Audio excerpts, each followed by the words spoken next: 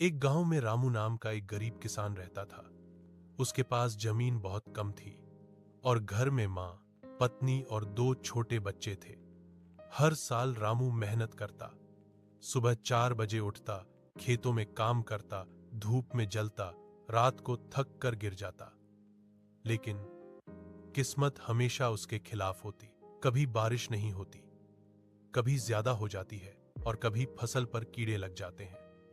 कर्ज का डर। एक दिन साहूकार आया और बोला, रामू, इस महीने पैसे नहीं दिए तो जमीन ले लूंगा।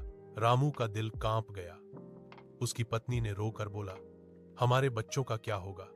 रामू बस चुप रहा, क्योंकि उसके पास जवाब नहीं था। तूफान की रात। उसी रात गांव में तेज आंधी आई। रामू की आधी फसल तूफान में बर्बाद हो गई। रामू ने खेतों में गिरकर मिट्टी को पकड़ा और बोला, भगवान, बस एक बार मेरी मेहनत का फल दे दो। एक नई उम्मीद।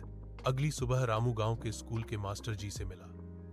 मास्टर जी ने कहा, रामू, तुम खेती पुराने तरीके से कर रहे हो, एक बार नया तरीका ट्राई करो।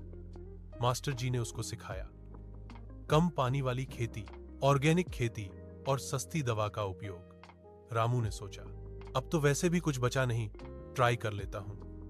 मेहनत का असली रंग। रामू ने दिन रात मेहनत की। गांव के लोग हंसने लगे, अरे रामू पागल हो गया, ये क्या कर रहा है? लेकिन रामू रुका नहीं। फसल का चमत्कार। 3 महीने बाद रामू के खेत में ऐसी फसल हुई कि पूरे गांव ने पहली बार देखी। साहूकार खुद आया और बोला, रामू, तुम्हारी फसल तो कमाल है। रामू ने फसल बेची और पहली बार